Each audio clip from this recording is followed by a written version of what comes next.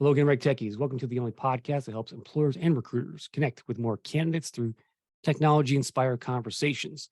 Recruiting technology is the key to hiring great talent, and that's why this show exists.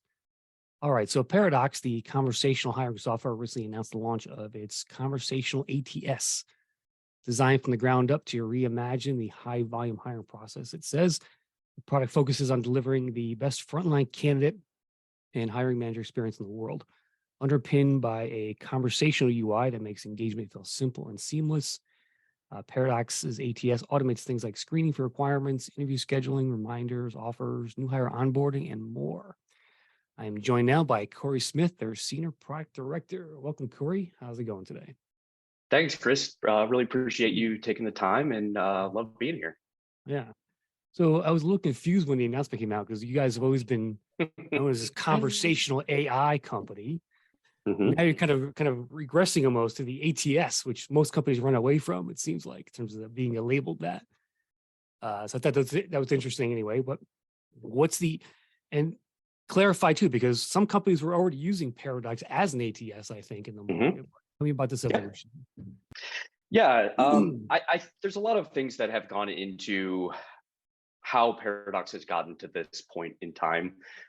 You know Aaron pretty well, Chris, and if you would have talked to him 4 or 5 years ago and said 4 or 5 years later you're going to be in the applicant tracking system space, he would have said you're crazy. But as we all know, things change and adapt as markets change, hiring processes change, the economy changes, and how we think about product here at Paradox is all about solving problems for our clients. And as we started in the conversational AI space, focus on Q&A, capture, in candidate engagement, our clients always said, okay, well, can you do more? What else can conversational AI do? Can conversational AI help with interview scheduling? Can it help with offer management? Can it help with onboarding? And as we started enhancing our product to handle more and more parts of the hiring process, our product was essentially doing everything that a traditional applicant tracking system would do. And so it just made sense for us to bundle it all together and be able to have the candidate and hiring manager recruiting experience from hello to hire, as we like to say. And so, over the course of the years, you mentioned, clients have been using us as an applicant tracking system for a few years. But we wanted to make sure that we didn't fall into the trap of doing the same thing that all the other legacy applicant tracking systems do. We wanted to do it our way. We wanted to do it in the way that was focused on having the experience be conversational for candidates, hiring managers, recruiters. But it just led us on this path. And we're really excited to officially announce it and go to market as the first conversational ATS. Yeah. Why high volume? Why high volume hiring? What's special about that for you guys in terms of why you want to target that space, and also talk about the need for speed around that? Yeah, so high volume is, we felt, one of the industries that was trying to be fit into a box of normal traditional corporate recruiting. So trying to hire a senior manager of marketing versus trying to hire a crew member position at a quick service restaurant is not the same. The expectations of the candidates are different. The experience for who's responsible from that hiring, instead of being a corporate recruiter who spends their entire career in talent acquisition versus a hiring manager who hiring is a part of their job, but they're also running their business. So we wanted to focus on the experience for making it personalized for who is actually going through the hiring process and who's responsible for those hiring. And so we really focused from the start of, if we were to rethink how hiring were to happen, both from a candidate experience in the high volume space, as well as for your field recruiters or your hiring managers in the actual location who are responsible for hiring, how do we make it simple? How do we make it conversational? How do we make it intuitive? And how do we automate the majority of the administrative tasks that happen when it comes to the hiring process, and focus on speed and automation to allow for hiring to happen as quickly as possible. When you think about the candidate experience, there's lots of data out there around candidates are applying for a bunch of jobs. We have lots of clients who in their, kind of legacy applicant tracking systems say that candidates will apply for 4, 5, 6, 10, 12 jobs, and they have to handle the complexity of that. And a lot of reasons why candidates would go through that experience is because they would apply for a position, go into that ATS black hole, and just never hear back from the company. And so they had to go and fill out multiple applications because it was a numbers game for them, right? And so with our philosophy on conversation, speed, and automation, a candidate experience to apply and move forward in the hiring process is a lot more simplified. They have an easy conversation with our technology, and then if they pass minimum qualifications for that position, we can automatically schedule them for a position. So within 1 to 3 minutes, depending on the complexity of the screening conversation, the candidate knows what the next step is. They're either going to get this position from the opportunity because they don't fit the position that they applied for, but then we can redirect them to other opportunities, or we're instantly moving them to the next step, like scheduling an interview. And so having it conversational and having it be transparent, candidates don't need to apply to all of these roles, and we're moving them forward into the process as quickly as possible. And so it's a benefit for our clients because we are automating a lot of that administrative burden, which would typically fall on the hiring manager. And we're also benefiting the candidate because we're moving them through the process as quickly as possible. They don't have to wait to hear back about their application. And they can instantly know at any point in time by communicating with our technology of what is their status of their application. And so the goal is to kind of, when we were building the product, is to really think and kind of reframe, who are we building this for? What problems are we trying to solve when it comes to high volume hiring, and really focus on making sure that experience is optimized for all parties involved. Okay. When it comes to applying, Cory, how much of that today is on the Paradox platform is happening without submitting a resume? The majority of candidates, especially in the high volume space, are not submitting a resume. Now, we can take resumes and parse the data and do some of those kind of traditional applicant tracking system pieces. But when you think about when candidates are trying to engage and trying to apply to the client, a lot of times they're not going to have their resume handy. If you're driving down the street and you see a quick service restaurant that you're interested in applying to, you're not going to go home, open up your desktop, update your resume. All of those things lead to not converting candidates to hires. And so we don't want to necessarily require a resume when it comes to being able to apply for a high volume position, because it's just not necessarily relevant to hiring. And so we allow candidates to build a quote resume by answering questions conversationally during their application. So how many years of experience do they have? Are they eligible to work in the United States? Are they over the age of X based on the requirements of the position? And so we can build candidate profiles to be able to allow the hiring manager to see the conversation that candidate has had as they prepare for the interview, to make sure that process has been streamlined. But resumes, especially in that space, are just kind of a antiquated philosophy when it comes to hiring. And we found that it's not needed. And so if it's not needed, let's not make it a requirement when it comes to having candidates engage with those positions. Yeah. Okay. I've seen Paradox over the years, in terms of what you guys offer. What like how much is new in this ATS that you didn't have before? Can you give me a sense of that? Yeah, it's been an iteration over time. As I mentioned a little bit before, we started Conversational Capture many years ago with being able to take a candidate lead and try to convert that to a hire through a conversation. We then introduced interview scheduling and then more parts of the hiring process like offers and onboarding. So it's been an iteration over the last 4 or 5 years as we've kind of built towards this. But one of the big things that was really important for us is making sure that we're enterprise grade. And so when it comes to data privacy, security, all of the complexities that come with enterprise, it was a lot of back-end technology in terms of how do we allow for the sophistication to support enterprise, but still allow for that simple and intuitive candidate and user experience? And so that's been a lot of what we've been doing in the back end, is making sure that the back end of our system is ready for the scale and complexity of enterprise. Again, while still making sure that we're hyper-focused on having that simple, intuitive conversational experience for recruiters, hiring managers, and candidates. Right. Gotcha. Give me your top 3 favorite features of Paradox.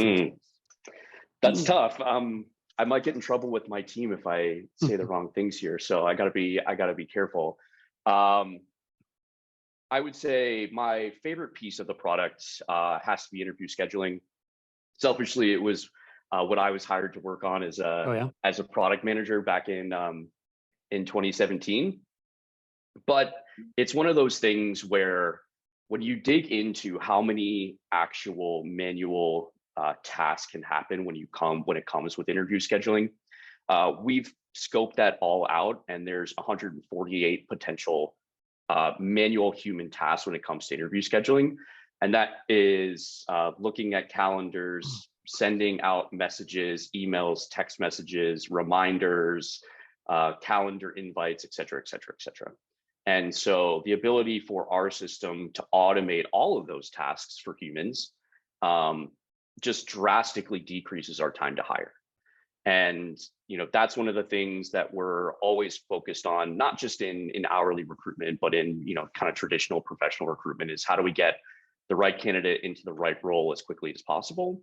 And when you look at traditional hiring funnels, the time between application complete to the first interview complete is always one of the longest periods of time in the hiring funnel. And so being able to decrease that allows us to provide almost instant ROI for our clients, just by taking the interview stage from 10 days to 14 days to 1 day, 2 day, 3 days, depending on the use case. Again, instantly adds that ROI. And so for me, that's number one. One of the things that I find really valuable, that I think kind of goes understated in our marketing department, is what we just call status inquiry. And what that just means is candidates at any point in time can talk to our technology to understand where they are in the process, and then having the technology give them specific answers based on the stage, right? So if you are in your interview stage and you ask, what's the status of my application, we can provide a response based on your schedule for your interview, here's who you're scheduled with, provide that context based on that stage, versus if you're in onboarding, we can provide specific content. We track and manage all of the intents that candidates, the questions that they ask throughout the process. And one of the top 3 intents that we receive is, what's my status? And so something simple, and being able to provide a response, an accurate response to the candidates for specific to where they are in the process, just allows that personalized candidate experience that is not a complicated feature set, but just is such a high impact to allow candidates to really understand what's happening. How does that work? How do they, let's say they applied via chatbot, you have my name and email. How do I find out, a day later, what my status is? Because I didn't log into anything online. I just used a chatbot. Exactly. So walk me through that. Yeah, and so it's we think about it as kind of bi-directional, right? So there are times where we want to communicate from the client perspective to the candidate. We want to be proactive in communication, whether that's providing content to keep the candidate engaged, or whether that's sending them interview availability or their offer. We think about that as kind of outbound from the client to the candidate. But then on the reverse side is always the content that the candidate is requesting, right?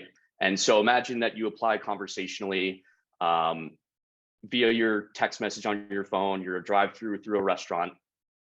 And then when you get home, you kind of text back and you say, hey, I just applied, what are the next steps, right? Because as a candidate, when you apply traditionally in an ATS, there's no way for you to know that, right? You don't have, maybe you have a portal that you have to log in where you have some status that doesn't really give you that much information, or maybe you just don't have anything. The ability to easily communicate, to find updates when you're interested in those updates, again, is something that's not revolutionary, but it just allows for better communication between the candidate and the client and what the opportunity is. So again, just think about, hey, thank you, I just applied, what are the next steps? And then the technology responding, next step will be scheduled for an interview after we have a chance to review your application, or again, whatever happens to be and where they are in the process. But that transparent communication and having candidates always understand what is going on in their process just removes a lot of the barriers between candidates and the positions that they're applying for.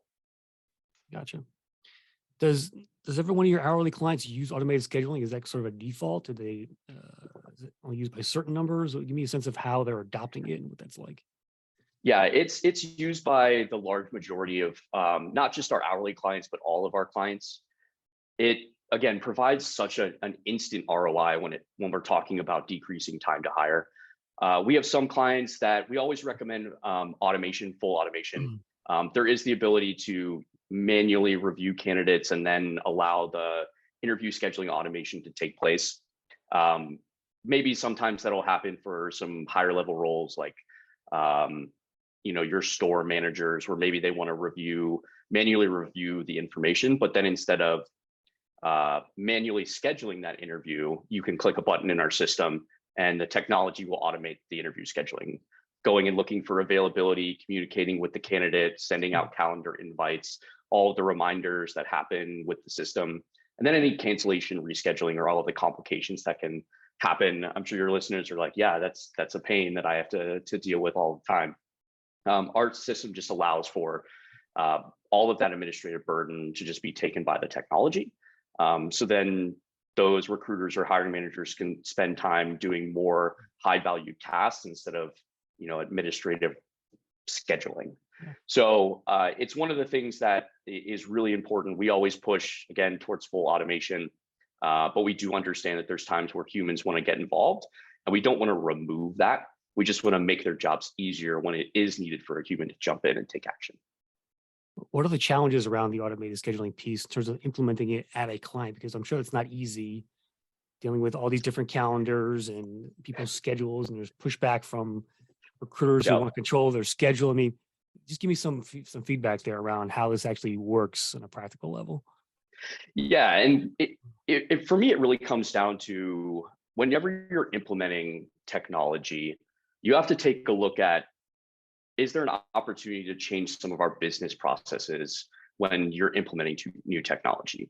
The way that Paradox thinks about the world and having it be conversational focused and focused on automation allows our clients to also think about their recruiting process. Is there an opportunity to change the way that they're doing things to help fit the technology versus trying to take a new and innovative technology and fit it into a old business process that maybe is really focused on manual actions? And so one of the things that our team does a great job as we solution and implement the product is not only are we trying to implement new technology, but is there an opportunity to streamline the business process to have the outcome be, again, hiring the right candidate to the right position as quickly as possible.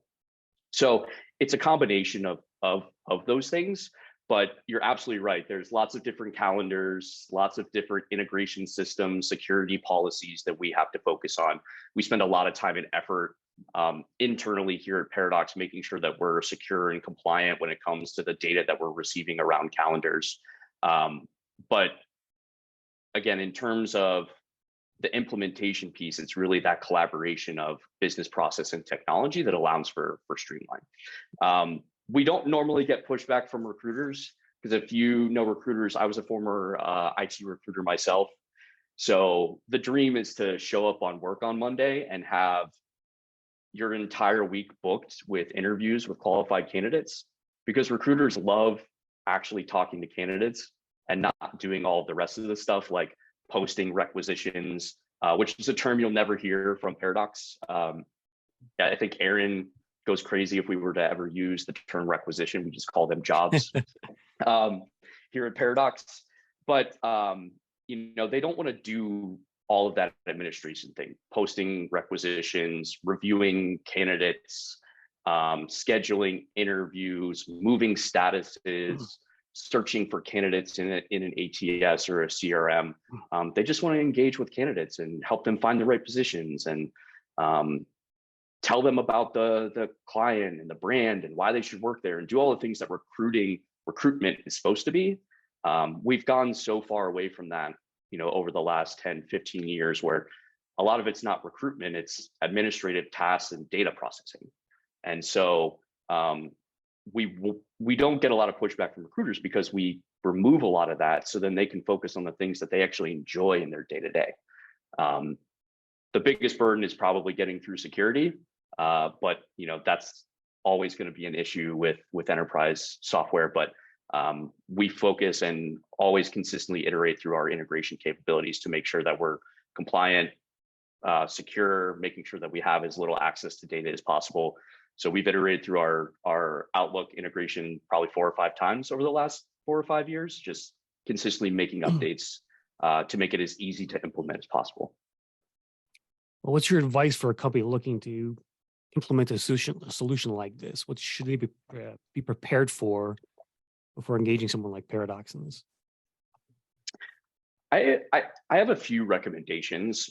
I would say, for one, make sure that you listen to your individual contributors. If you are a talent acquisition leader who's looking to update your stack, looking to innovate, make sure that you understand what your recruiters, your hiring managers are doing day in and day out. One of the things that we see sometimes is the leaders who are responsible for going through the RFP and the buying process have the best intentions in mind. They want to streamline process, implement new technology, provide better candidate and user experiences. But sometimes there's disconnect, especially in enterprise, around what are your people actually doing day in and day out? What is the life of your recruiter? What is the life of your hiring manager?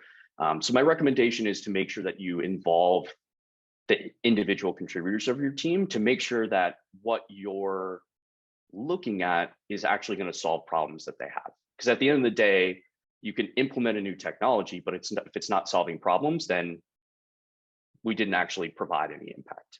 So making sure that you have alignment between the leadership of the company and then the actual individual contributors in the talent acquisition or HR space, I would say that's really important. Another thing that we kind of touched on a little bit earlier, Chris, is talking about the opportunity to change business process. If you have the best technology in the world, but you're trying to kind of fit it into a broken business process, then the outcomes that you're looking for just aren't going to be as optimized as you would like. So I would say be open to not only implementing new technology, but looking at how do we transform the business process to make sure that we're getting the full end-to-end results. And then, just like anything, change management is the ultimate challenge when it comes to new technology implementation. So we see a lot of success around clients who are hyper-focused with change management. And it's something that's really important for Paradox. That's getting out in the field, doing in-person trainings, getting the buy-in, understanding that there's so much more to the implementation than just the technology. It's the people involved that are really important. So being hyper-focused on the change management piece is really, really an important part. And then the last thing, Chris, that I would say is the benefit of a pilot. So the way that we think about technology implementations here at Paradox is big bang implementations are doable, but part of the one of the downsides of doing a big bang implementation is you lose the opportunity to learn by interviewing the users based on the technology, looking at the data, and you don't have the opportunity to iterate on the solution before you roll it out to the entire team. And it's one of the things that we're very passionate about when it comes to implementation is making sure that we have time to actually learn, look at the data, and then iterate on the solution and make any updates needed before we roll it out to the larger organization. And so I would really, really recommend for any technology solution to say, okay, let's make sure we have time for pilot. And then let's make sure that we have time for updates, integration updates, solution updates after the pilot before we roll it out to the field. So then we're rolling out the most optimized solution and not just what was kind of done in the initial design, because there's always things that come up, things that were missed, updates that are needed, really good ideas that come from, actually getting users' hands on the technology, or candidates engaging with the technology. And so leaving room for that iteration just going to have an even bigger benefit as you roll it out to a larger audience. That's interesting. I mean, I've never heard. So you much prefer to start small than first with a client. I imagine it speeds it up faster in terms of this actual implementation at first, because a big bang change will take, that's going to take a year to roll out, right? So that's interesting how you approach that. I didn't realize that. Yeah, and it's, again, we can support clients that want to do a big bang, but again, we lose the opportunity to learn and iterate on the implementation solution, and the benefits of that, outweigh the time for not getting all of the users involved in the system. Because again, the ability to look at the data, see how candidates are interacting with the technology, see how users are interacting with the technology, what's working well, where are we, maybe we're losing candidates from a conversion perspective, at what stage, how do we optimize that, how are users interacting with the system, what questions are they asking the technology, tracking how they use the system in terms of clicks and navigation, to allow us to optimize, again, the full end-to-end solution before we roll it out to all of the users. Yeah. I want to ask you about apply rates. I know, solutions like this, it is about converting the applicant. Do you have a sense of like what your typical apply rate is across Paradox customers in terms of what that number might be? Is it 30%, 40%? Give me a number there. Yeah, absolutely. So we're somewhere around 70% from a application completion percentage. Again, the way that we think about applications, it's conversational. And how do you define how do you define a typical conversion on a job listing, on a job website page, which is a view, and then you click apply and you go through the process, is different than what a chatbot might be. So how do you guys define that a bit, if you could? Yeah, it's very similar, Chris, in terms of clicks to a page. We have our conversational widgets really wherever candidates are engaged. So whether that's something traditionally online, like a click from an Indeed post or a career site, or being able to do it via SMS or WhatsApp. The goal is to allow the conversation to happen wherever candidates are engaging, to reduce the drop off of candidates, right? Because anything that is a barrier to them completing their application will just lead to drop off, right? And so that's one of the reasons why we don't believe in traditional username, passwords, and logins, because it's just barriers.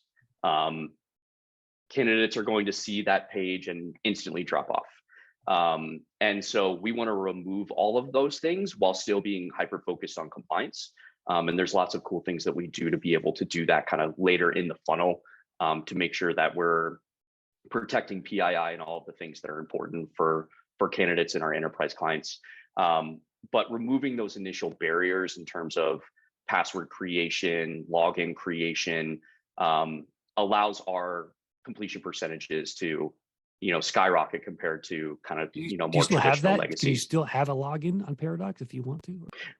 We do not. You do not. Okay. It is currently not an option. Yes. Yeah, you might be one of the first ATSs never to have a login as a default. Yep, absolutely, and that's been one of the things that Aaron from day one, is always harped to the product team, not just the product team, but the organization, as well as we always want to think about things differently. Just because every other ATS in the world has logins and requires things like email, doesn't mean that we have to think about the world that way.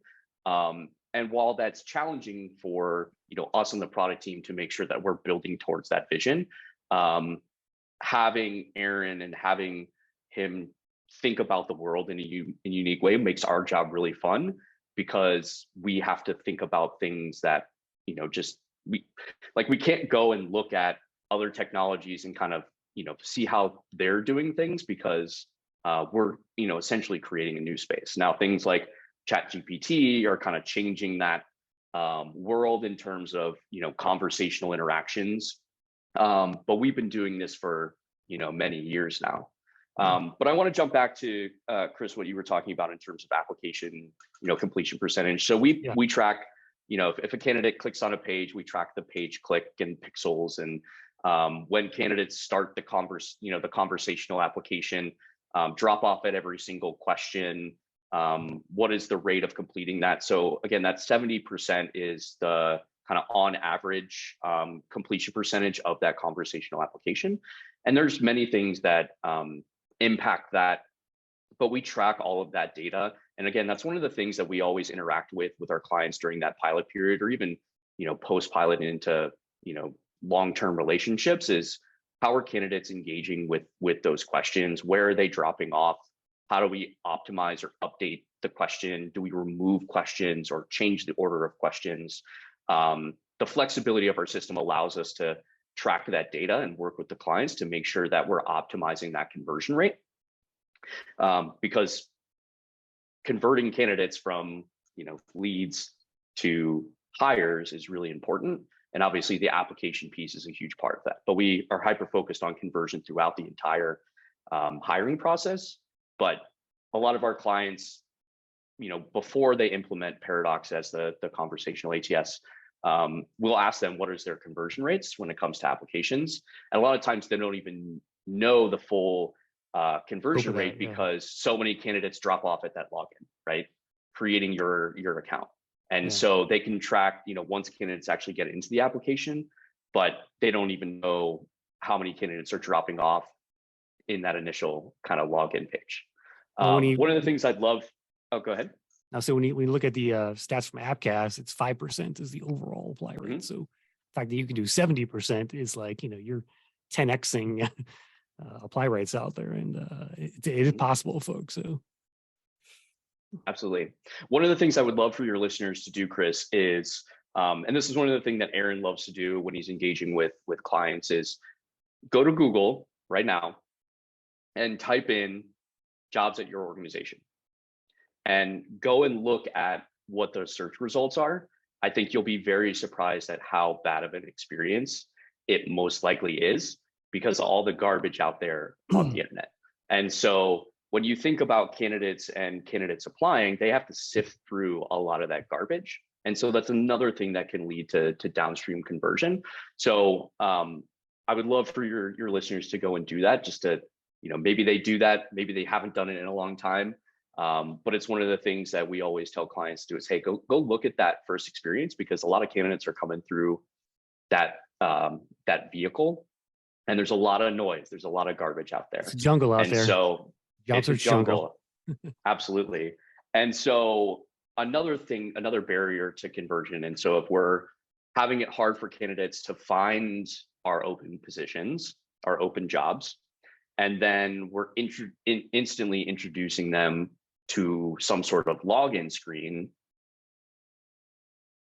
we're going to run into conversion issues. And so we believe that conversational experiences is the future. We believe that it's the new, enterprise engagement.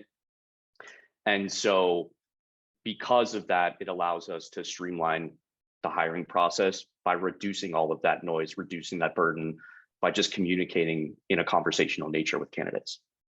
Yeah. Do you think this will ever apply to, the white collar jobs of, for the marketing managers of the world and things like that? Do you think we'll ever get to a point where we're not going to have a resume to apply? Absolutely.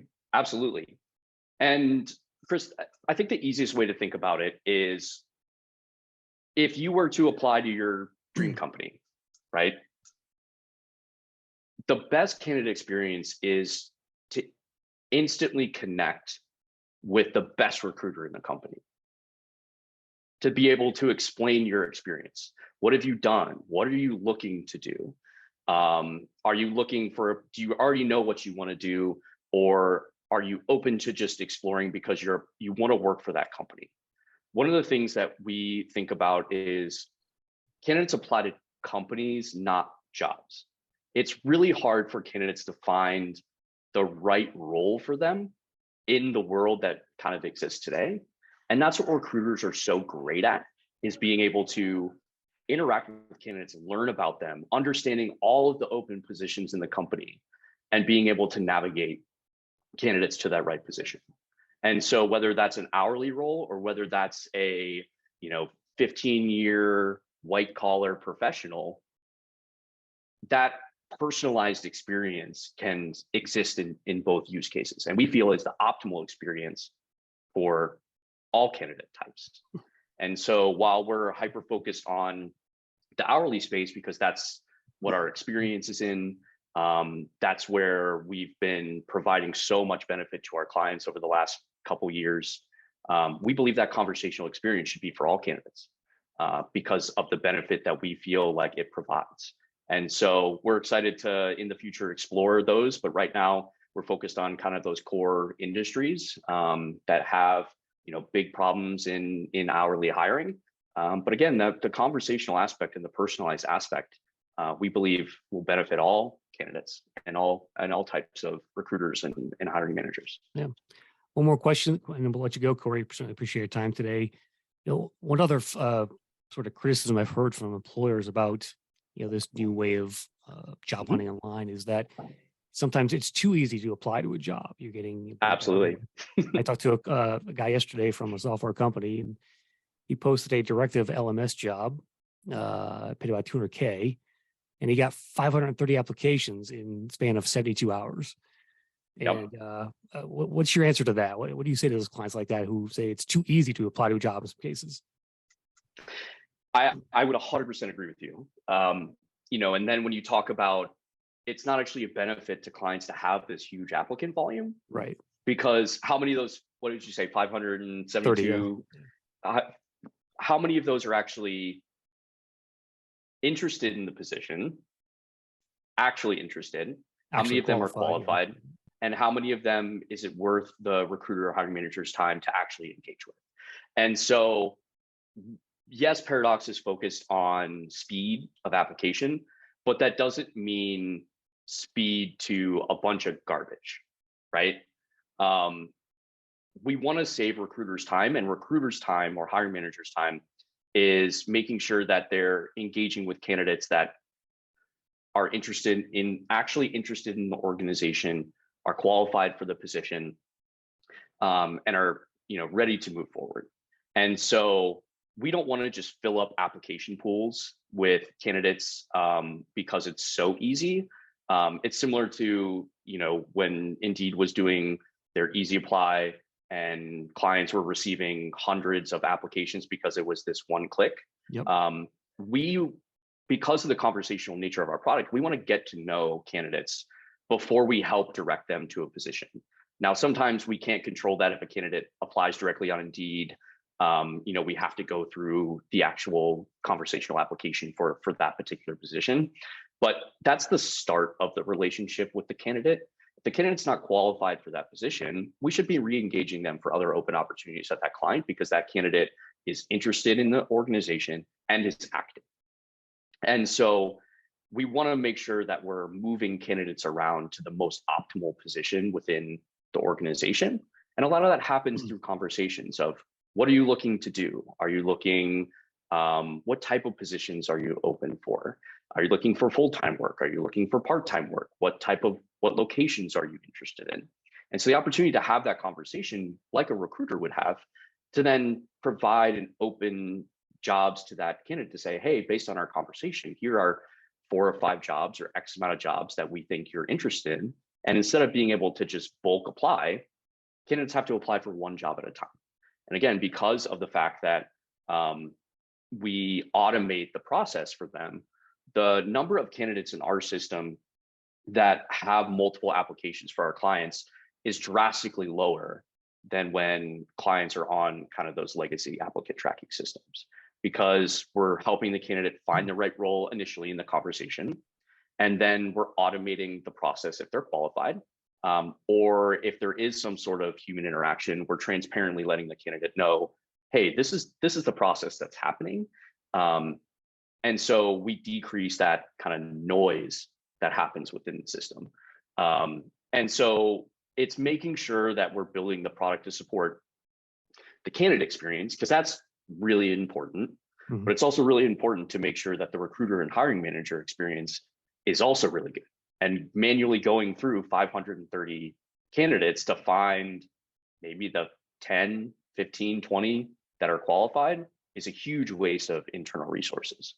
And so the conversational nature of our technology allows, the goal is to, okay, let's get 10 or 15 qualified candidates. Let's not get 530 candidates that it's just not the right fit for them. It's not good for the candidate. It's not good for the client. Yep. Good stuff, Cory. We'll tell the audience where to go to get a demo of this new Paradox ATS. Yeah, so go to our website, paradox.ai, to take a look at all of the new features that we've released with the Conversational ATS. We're super, super excited. It's been many years in the making. Some people called it the worst kept secret in HR tech, but please go check us out. Plenty of information there about how to get connected with our amazing team to show you what the product looks like. So take a look, and we're excited for everyone to see what we've been up to. Nice. We'll tell Aaron to buy paradox.com one day. That'll be good too. I absolutely will do that. I'm sure he's been trying to buy it. Maybe he already has it. I don't know. Aaron has a million different websites that he does. Yes. So, yeah. Cool, man. We'll good to meet you, Cory, and thanks a lot for the info today. And we'll certainly pass it on to the audience. And have a good day there at Paradox. Awesome. Appreciate it, Chris. Thank you for the time. That will do it for this episode of the RecTech Podcast. Be sure to follow us on the socials: Facebook, Twitter, LinkedIn, via the @RecTech Media handle. See every podcast, video, blog we publish. Thanks for listening and watching, everyone. And remember, always be recruiting.